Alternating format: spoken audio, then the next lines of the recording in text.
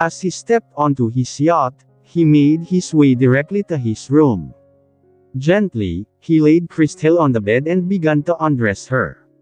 He struggled to keep his composure, pretending her alluring body had no effect on him. His facade held firm until the moment he reached for her panties, causing him to hesitate. Kailangan niya itong habaran dahil basang-basa ito. At kung hindi niya ito gagawin, baka magkasakit pa ito.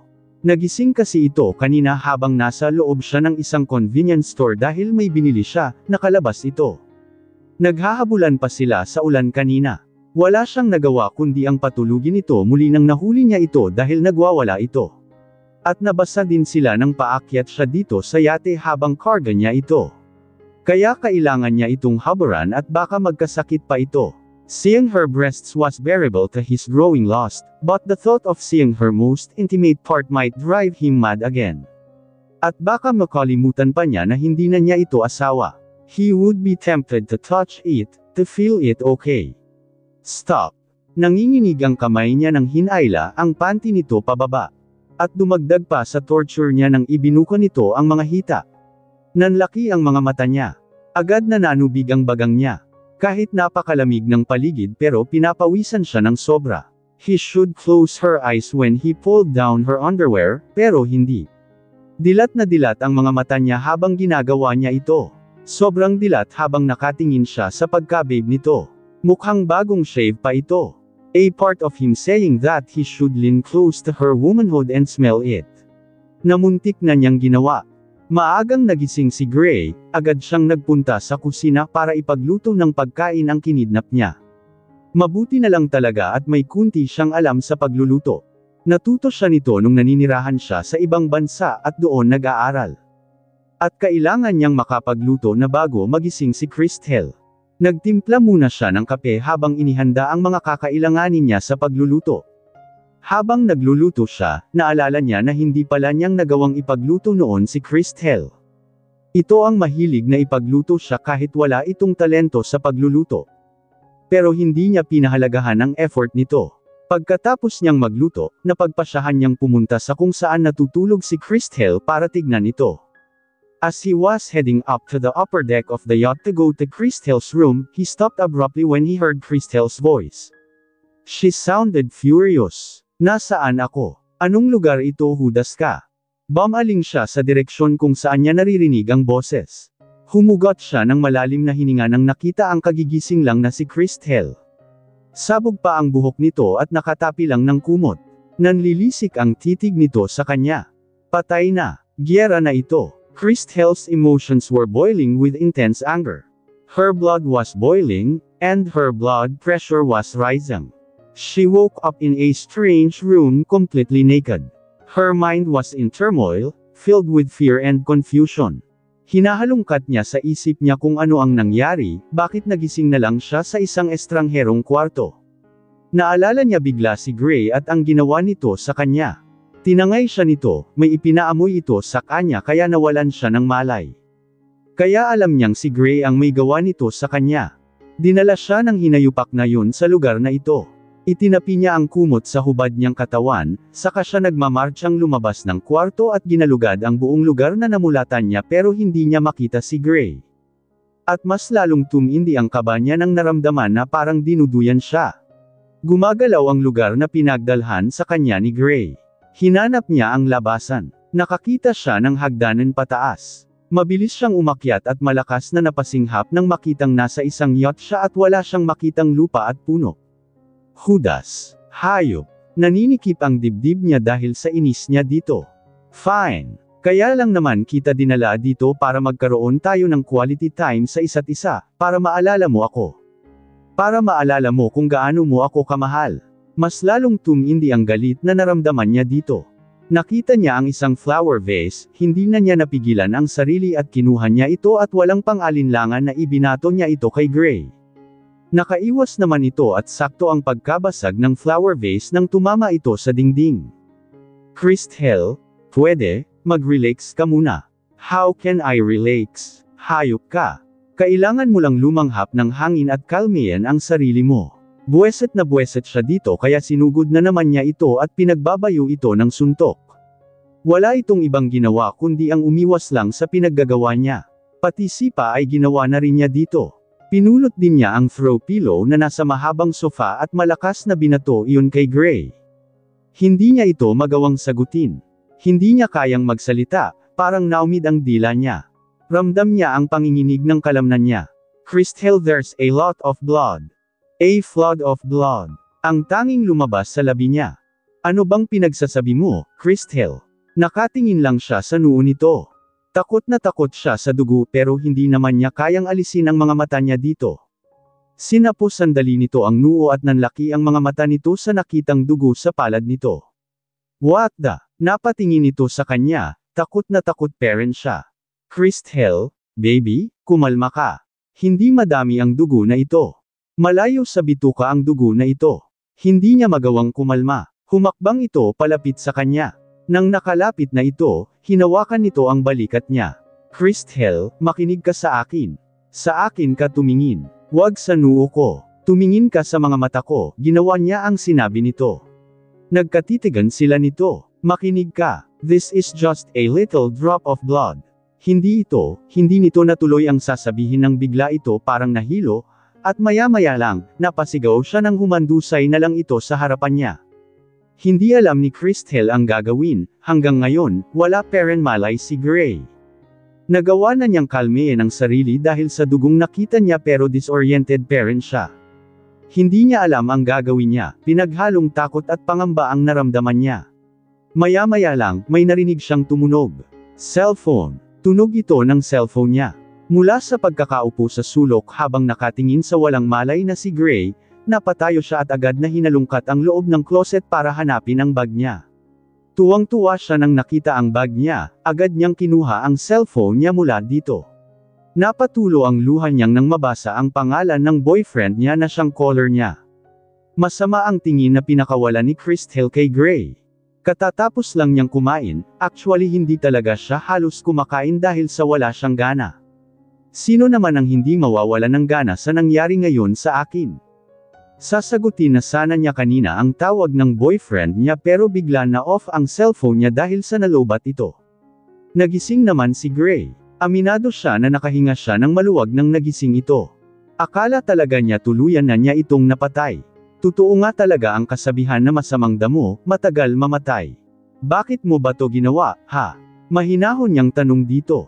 Wala na siyang lakas para sigawan ito, mamaya na kapag nakabawi siya ng lakas. Nanghihina pa rin kasi siya hanggang ngayon. At nasa hapagkainan din sila. Bawal mag-away sa harapan ng grasya kahit pa demonyo ang kaharap niya. Tumigil ito sa pagsubo at mataman siyang tinitigan. Tulad ng sabi ko kanina, kailangan lang natin ng oras na tayong dalawa lang para maalala mo ako. Then he smirked. And now that you are here, let's rekindle the old passion. Tumalim ang titig niya dito. Kanina, I felt guilty about your wound, especially since you fainted because of it, but now I don't anymore. Sana ikamete mo yung sugat mo. May tano ka sana. Teka. Judas. Hindi na niya itinuloy. Nasa hapagkainan pala sila. Sorry Lord. Tumawa lang ito sa sinabi niya. Be careful what you wish for. Baka iiyak kapag malaman mo kung ano ako sa buhay mo tapos nangyari na yang sinabi mo. Ikaw din, komandat pa ito sa kanya. Mas tumulim ang mga mata niya.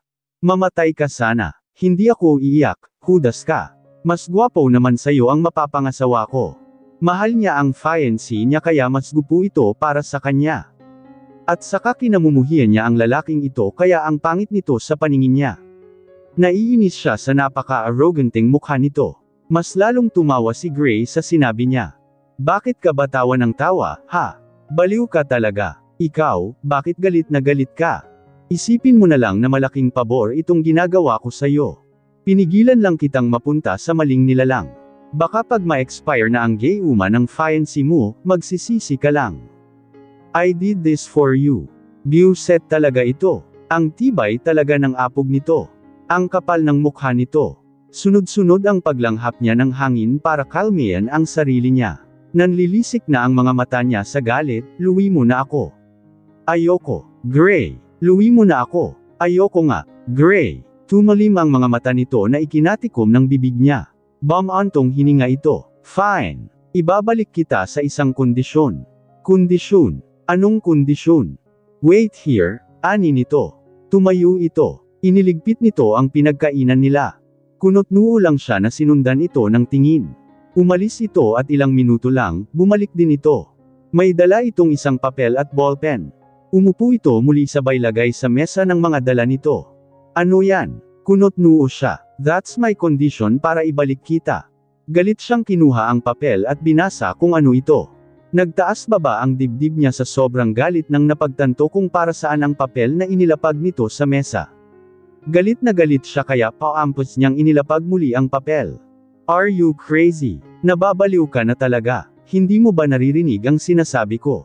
May fiancé na ako. Ikakasal na ako. At gusto ko nang makasal, hindi sa iyo kundi sa fiancé ko. Sa lalaking mahal ko. Then we will stay here forever. Hudyo ka talaga. Ay daong mo itong yacht mo, gago. At saka hindi ba natatapakan ang pride mo sa kondisyon mo sa akin? Para mo na rin akong pinikot kung pepermahan ko ang marriage contract na yan. Don't lower yourself. Don't force yourself on someone who doesn't want you. I don't like you, and I don't know if the day will ever come when I will. Napaawang ang labi nito. Pero tumawa din ito kalaunan kaya napakunot na naman ang noo niya. Anong nakakatawa sa sinabi ko? Mas naapakan ang pride ko pag babae yung namikot sa akin na nangyari noon. At saka, yang sinabi mo sa akin, sa tingin ko nasabi ko na yan noon. At kinakain ko lang naman ang salita ko, inilapit nito ang mukha sa mukha niya. Tumigil din naman ito ng ilang dangkal na lang ang pagitan ng mukha nilang dalawa. Sobrang nanlaki ang mga mata niya sa ginawa nito. Now baby, kung gusto mong ibalik kita sa lupa, sign our marriage contract. Dahil pag hindi mo yang gagawin, hindi din kita ibabalik sa lupa. Hayop. Nangangalati niyang sambit. Kinuha niya ang marriage contract at itinapon niya ito. Tumayo ito at natatawang pinulot ang marriage contract. Iwinagayway pa nito iyon sa ere sa harapan niya. Just tell me if you are ready to sign this one. Never. Hindi ako peperma dyan. Soon you will, baby. Kinindatan siya nito. Never. You wish, asshole. Yes, yes I do. Nakangisi lang ito. Sobrang tindi na nang naramdaman niyang galit dito.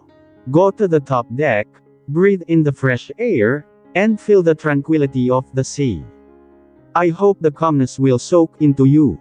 By the way, don't jump into the water thinking you can swim until you reach the land. Just a reminder, there are sharks roaming around, and they might eat you. Unlike you, ayaw kong mabiyudo agad kahit hindi pa tayo ikinakasal muli, anito, sabay turo sa hagdanan papunta sa top deck. Hindi na siyang nagdadalawang isip pa na gawin ang sinabi nito. Kailangan din niya ang lumanghap ng preskong hangin para mahimasmasan siya. Kumukulo ang dugo niya at tumataas ang presyon niya dahil sa hudas na tumangay sa kanya. Napakawalang hiya talaga nito. Nang nakaalis na si Christel, napaupo muli si Gray at sinapon niya ang ulo. Nanakit ang ulo niya at medyo nahihilo siya. Tinitiis lang talaga niya ang naramdaman at dahil parang bibigay na siya kaya pinapaalis na niya si Christel. Sumasabay sa pananakit ng ulo niya ang mga salitang binitawan ni Christel. Masakit naman talaga ang mga salitang binitawan nito. Parang tijnak na itinusok sa puso niya. Ngayon lang niya napagtanto kung gaano niya ito nasaktan noon gamit lamang ang mga salita niya. Nang nawala na ang pagkahilo niya, napagpasyahan niyang pumunta sa kwarto para makapagpahinga siya. Naisipan muna niya na tawagan ang pinsan si Shachor dahil may itatanong siya dito. No, hindi ako nawala ng malay nang batuhin ako ni Chris nang tumama ang noo ko sa dingding. Medyo malakas lang talaga ang impact. I feel dizzy and sluggish. What do you think, bro? Do I have a concussion? Tanong niya sa pinsan. Muntik na niyang nasabi dito ang totoo kanina. Hindi nga pala pwedeng malaman ng kahit sino ang ginawa niyang pagtangay kay Christel. Ibabalik din naman niya ito pagkatapos ng ilang araw. That probably. Kung hindi ka makapunta sa hospital, bumili ka ng pain reliever, ani ng kabilang linya. I can't do that. I am in the middle in the sea. Hindi pa ako makakabalik sa lupa. Middle in the sea. Anong ginagawa mo dyan? F***. Nasabi niya kung nasaan siya. Hindi naman siguro ito naghihinala na tinangay talaga niya si Christel kaya siya nandito. I need time to relax. I need alone time for myself in the middle of the sea. Subukan mo din ito minsan para makapag-relax ka. So, bro, what can I do? Okay, take a rest and please, avoid alcohol. At maghanap ka din ng pain reliever dyan sa yate mo. Baka naman meron ka dyan na hindi mo lang nalalaman. Okay, I'll take your advice. Samantala, nagkakatitigan lang talaga silang dalawa na parang wala silang pakialam sa paligid. Maya-maya lang, unting-unti nitong inilapit ang mukha sa kanya. Galit siya at ayaw niya mangyari kung ano man ang iniisip nito pero hindi naman siya makakilos. Gusto niya itong itulak pero para naman siyang walang lakas para gawin ito. Maya-maya lang, mabilis siyang napalayo dito nang nakarinig siya ng tunog mula sa isang chopper plane. Sobrang lapit lang nito sa yate nila na parang nasa upper deck lang. Nagkatinginan sila ni Gray, saka sabay silang pumunta sa upper deck. Nang nakarating na sila sa itaas, sumalubong nga sa paningin nila ang isang chopper plane, lumilipad na mababa lang at mula dito, gamit ang isang hagdanan na gawa sa lubog, bumaba ang isang lalaki. Laking mata siya dahil kilala niya ang lalaking bumaba mula dito. Bro, what are you doing here? Tanong ni Gray kay Harvey. You are stealing someone that is mine, ani ni Harvey. Kunot-noo naman si Gray. Are you okay? Si Harvey sa kanya. Hindi niya sinagot si Harvey, tumakbo siya palapit dito at yamakap siya dito agad. Yamakap din ito sa kanya. Itinago niya ang mukha sa dibdib nito at namamasa na ang mga mata niya. Pakiramdam niya ligtas na siya. Teka, anong ibig sabihin nito? Si Gray. Ipaliwanag mo ito. And don't touch her. Galit ito, asshole. Ikaw ang walang karapatan na hawakan si Christel. She's mine. She's my fiancé, madiin na sabi ni Harvey na ikinagalit ng sobra ni Gray. Kalalabas lang niya kanina pero dahil sa hindi siya mapakali kaya pinuntahan niya si Harvey. It's as if his blood is boiling with rage over what he discovered yesterday. He never could have imagined that Harvey would betray him in such a way, taking Christel from him. Of all the women, why did it have to be Christel? The thought of his friend committing such a betrayal has filled him with disbelief and fury. How could Harvey, someone he trusted, do this to him? Sir, your friend Mr. Montreal is here, said he wants to talk to you. Narinig niyang sabi ng sekretarya. Kausap nito ang boss nito sa telepono. Nakakonekta ang telepono na ito sa opisina ng boss. Huwag mo rin kalimutan na sabihin sa kanya na huwag sana siyang maging duwag, ipinaalala niya ito sa sekretarya. Sir, huwag daw, okay po. Narinig niya, bamaling ito sa kanya. Pwede na daw kayong pumasok. Pagkatapos nitong sabihin na pwede na siyang pumasok, galit siyang humakbang papasok sa opisina ni Harvey. Malalaki ang hakbang niya. Pagbukas ng pinto, sumalubong agad sa paningin niya ang mukha ng hudas niyang kaibigan. Nakarecline ito sa executive chair nito at cool itong nakatingin sa kanya, na para bang inaasahan talaga siya nito. Have a seat, anito. Gusto na niya itong suntukin pero nagpigil lang siya. Buong akala ko hindi nang aagaw ang mga Savader but I was wrong. Pauyam na sabi niya dito. Wala akong inagaw sa'yo, bro.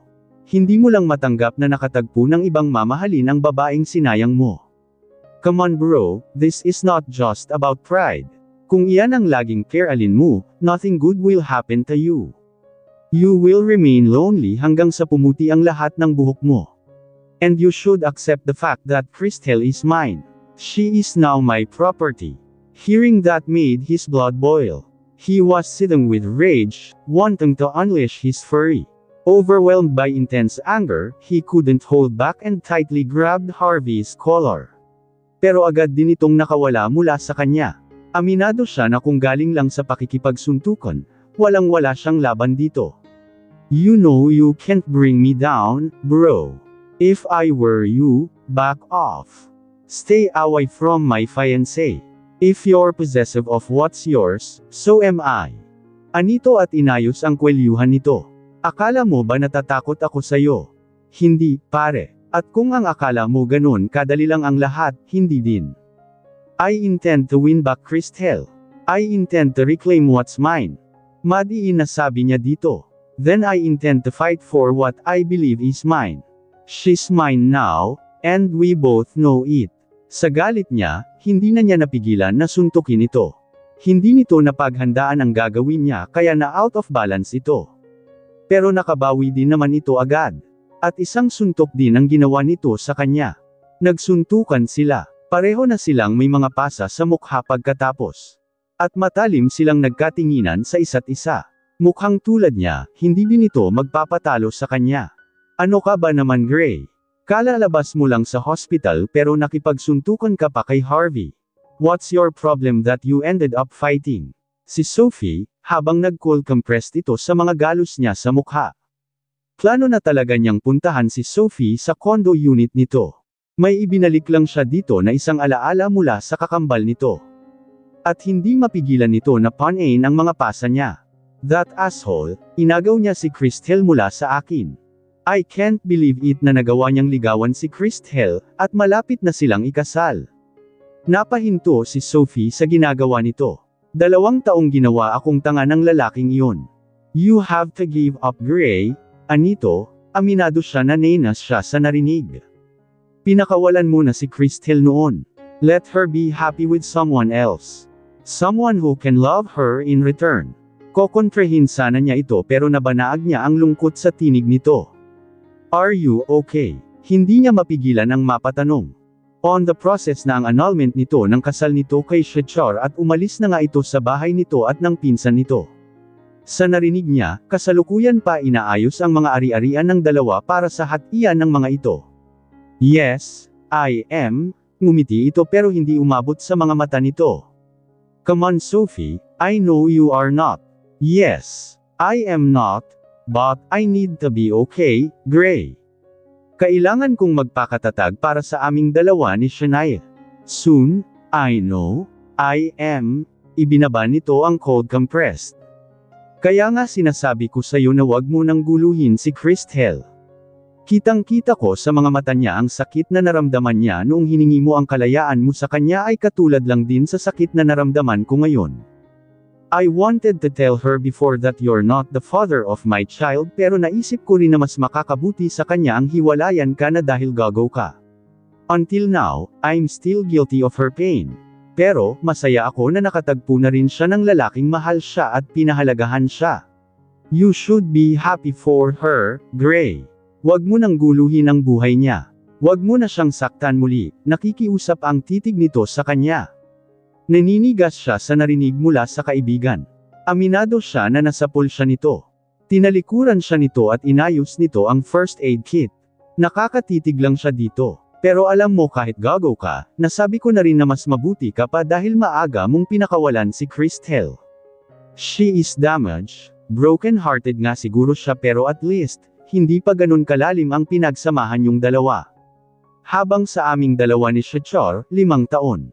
5 taon bago pa niya naisipan na ibigay ang kalayaan ko at hayaan akong maging masaya sa iba kung may iba man darating sa buhay ko. Hindi nga siguro niya ako mahal pero ang daming pinagdaanan namin sa 5 taon. Dumagdag pa sa hirap at sakit ay ang anak namin na mas nasasaktan kaysa aming dalawa. Namamasa na ang mga mata nito, pero pinunasan din agad nito ang luha nito. Kaya if I were you, take my advice, Gray. Hindi man siguro magkatulad ang intensidad ng sakit na naramdaman naming dalawa ni Christelle pero pareho kaming nasaktan. At sinasabi ko sa iyo, hindi madaling dalhin yung sakit, ang bigat-bigat sa dibdib. Kaya nga siguro, sa lahat ay ikaw lang ang hindi maalala ni Christelle dahil sa sakit na dinulot mo sa kanya. Pwedeng kalimutan ng utak natin ang gustong kalimutan nito Gray. At pinili ni Christelle na kalimutan ka kaya wag mo na siyang guluhin pa. Pinakawalan mo na siya, panindigan mo ito. Giving up is never an option for him. No matter what others say, he will never give up on Christelle, even if it means going against the entire world. He didn't mind if his opponent was a Saavedra. A Saavedra who doesn't easily give up, who is just as possessive as he is, just as wealthy, and probably similar to him physically, pero naniniwala naman siya na mas gwapo siya.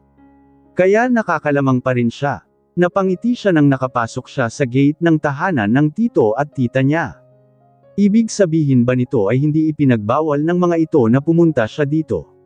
Siguro napagtanto ng mga ito na wala din naman saysay kahit ipagbawal pa ng mga ito na puntahan niya si Christel dahil gagawa pa rin naman siya ng paraan para makausap si Christel. He will chase her. He will reclaim her. Hinding-hindi siya magpapatalo kay Harvey Saavedra. Naabutan niya si Christel na nasa may pesyo. Nakaupo ito sa paisahan sofa at nagbabasa ito ng isang pocketbook. Tila hindi napansin nito ang presensya niya dahil nasa pagbabasa lang ang focus nito. Umupo siya sa couch na nasa harapan nito at malaya niyang pinagmamasdan ang magandang mukha nito.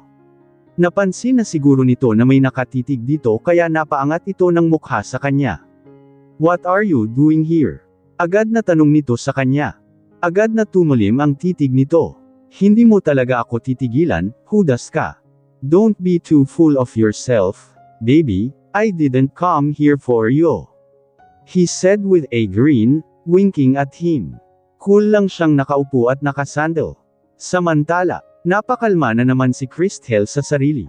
Nasira na naman ang mood niya nang nakita ang hudas na ito. Nandito na naman ito sa harapan niya. Buweset talaga. Kung hindi ka nandito para buwesetin ako muli, then anong ginagawa mo di? Hindi na niya natuloy ang sasabihin nang nakita niya ang mga anak ni Summer na patakbong lumapit kay Gray. "Tito Gray, we miss you," ani ng mga bata. At isa-isa pang humulik ang mga ito sa pisngi ni Gray. Tuwang-tuwa talaga ang mga bata nang nakita ang hinayupak. "Miss ko na rin kayong tatlo si Gray. Oo nga pala, may dala akong toys para sa inyo." Sa isa naman ibinigay ni Gray ang mga datang paper bag nito sa tatlong bata. May logo ng isang sikat na brand ng mga laruan ang dala nito. "Thank you Tito Gray," bulalas ni Ayla, ang nag-iisang babae sa triplets. Couple, si Gray kay Savvy. Napatitig siya kay Savvy, nagtatanong ang mga mata niya dito. "Don't mind him," si Savvy sa kanya. "Palabiro lang talaga si Gray. Masanay ka na," tumawa pa ang pinsan niya. "What? Si Gray, laking mata pa ito. What the hell are you Tak? Christel? Pwede mo bang puntahan si Ayla?" Umiiyak. Hindi kayang patahanan ng yaya. "Okay," nakangiti niyang sabi sa pinsan. Isang matalim munang titig ang pinakawalan niya kay Gray bago siya humakbang para iwanan na ang dalawang lalaki. Naikuyom naman agad ni Gray ang kamao nang tuluyan nang nakaalis si Christel. Galit siyang humarap sa pinsan niya. "What the hell?" Galit niyang sambit. "Bakit mo ba pinipigilang malaman niya ang tungkol sa aming dalawa? Na dati kaming mag-asawa. Ano bang ginagawa mo dito?" Mahina lang ang boses nito. "Di ba sinabi ko sa'yo na wag mo nang guluhin ang pinsan mo? And you even had the nerve to tell him about your past together." Yumigting ang panga niya. A profound anger courses through every fiber of his being. He finds it incomprehensible that, despite his earnest attempts to woo Christel, it appears as though no one is on his side or supporting his endeavors. "Ano bang problema mo, bro? Pareho lang naman tayong nanunuyo ng dating asawa dito. At gusto ko lang ipaalala sa'yo, kung malaki ang kasalanan ko kay Christel, mas malaki naman ang kasalanan mo kay Angela. You made her your second option, silang dalawa ng anak nyo." Ramdam niya ang paninigas nito. Gago din ito katulad niya. Ang ipinagtataka ko lang, bakit ikaw, nakasuporta sa'yo lahat? Bakit ako feel like everyone is trying to prevent me from winning back my ex-wife? Is it because Christel's fiancé is a Saavedra? Natatakot na ba ngayon ang mga Montreal sa mga Saavedra? Nagdaramdam ang tinig niya. Pati mga magulang niya ay hindi niya maaasahan. Dumagdag ito sa inis niya. Pakiramdam niya ayaw ng lahat na magkabalikan sila ni Christel. Hindi agad nakasagot si Savvy hanggang sa isang buntong hininga ang pinakawalan nito sa kanya. "Fine. Sapol ako sa sinabi mo. Ikaw mismo ang problema at ang mga ginagawa mo. Why don't you try to evaluate your actions towards Christel that, instead of softening her feelings for you, only make her more annoyed and afraid? First, the two of you ended up at the police station. Then, you kidnapped her and took her to your yacht against her will. Even though Christel asked to keep this a secret, it still reached me. Honestly, nakakatakot ka na.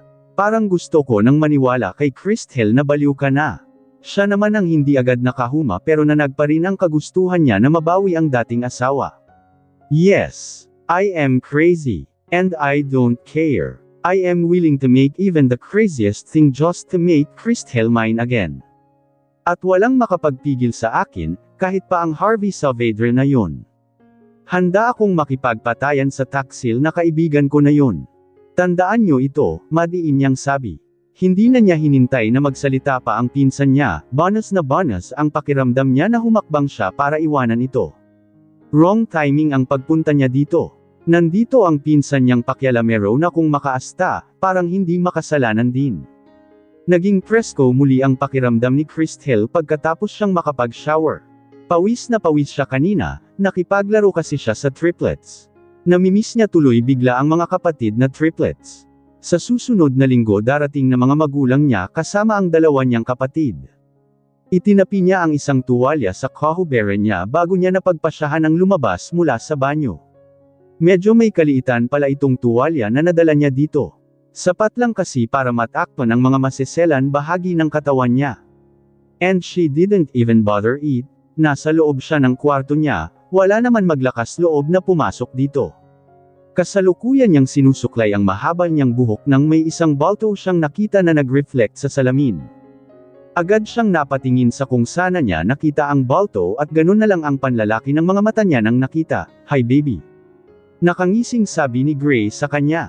Naninigas siya habang ini-absorb pa ng isip niya kung totoong nasa loob ng kwarto niya si Gray. Nang tuluyan nag-sink in ng isip niya ang katotohanan na nasa harapan nga niya si Gray, sisigaw sana siya pero mabilis na tinakpan nito ang bibig niya. "Don't you dare to shout, Christel," pabulong na sabi nito. "Baka malaman pa ng iba na nandito ako sa kwarto mo.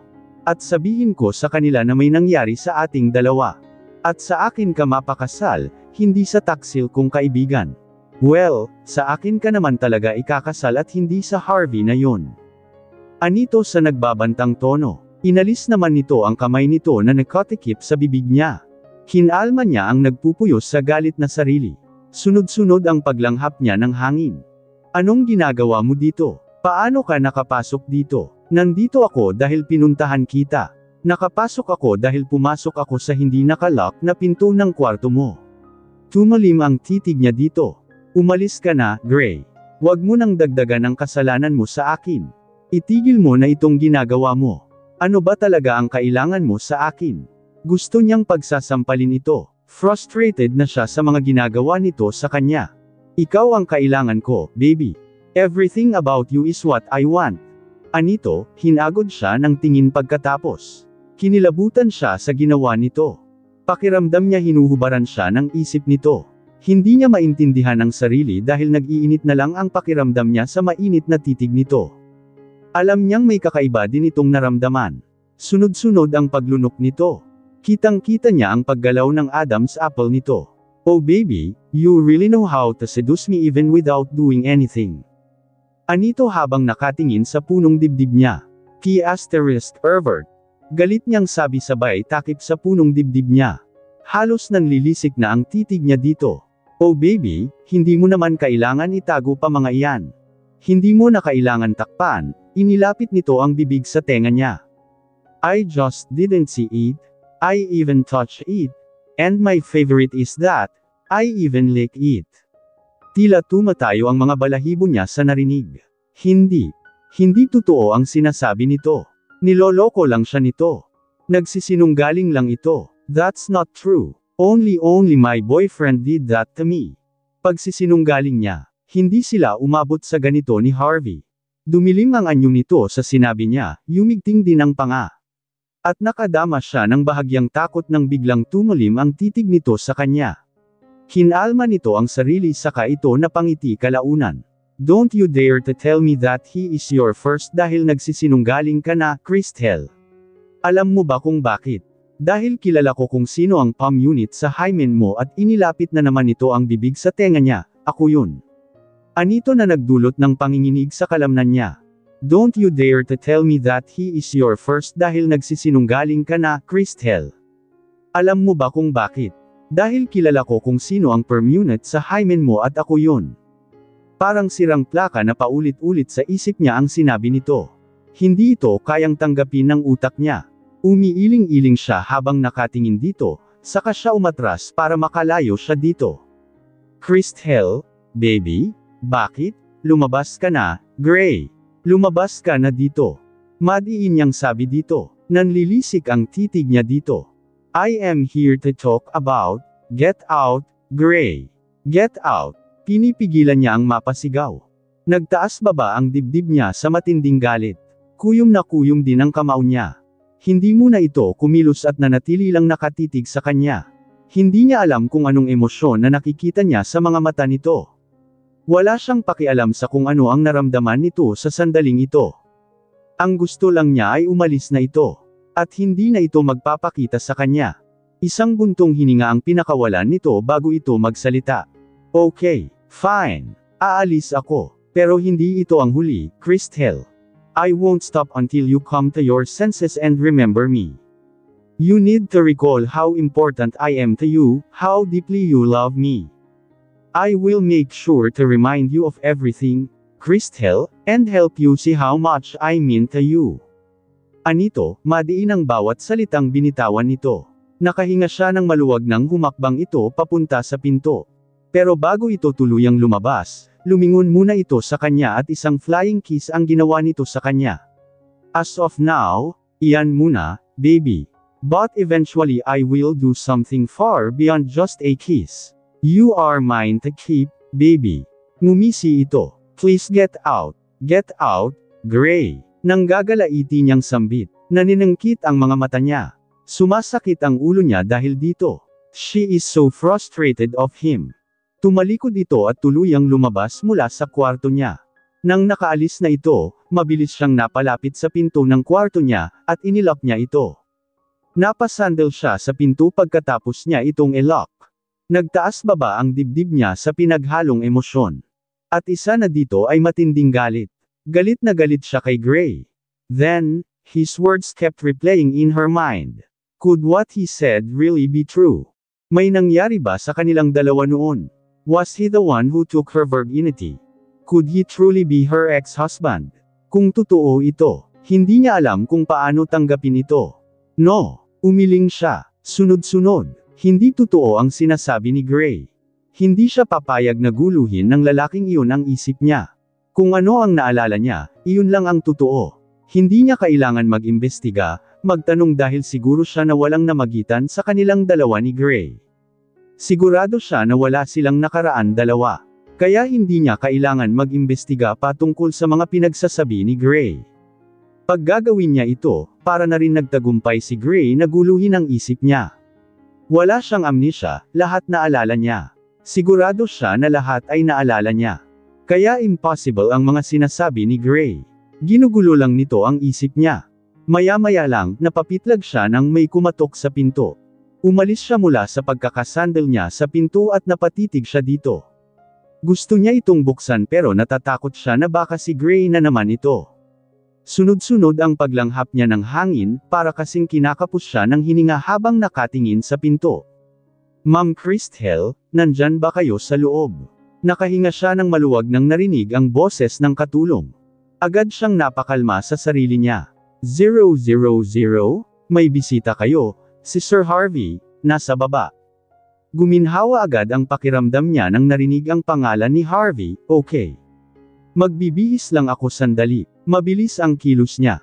Mabilis siyang nagbihis. Masayang masaya siya. Gumanda bigla ang mood niya. Hindi niya inaasahan na magkita sila muli ni Harvey 2 years ago sa UK. Related sa business ang pinuntahan nito doon. They talked random topics about sa past nilang dalawa. Magkaibigan na talaga sila nito 5 years ago, iniligtas siya nito nang muntikan na siyang malunod, iyan ang naalala niya.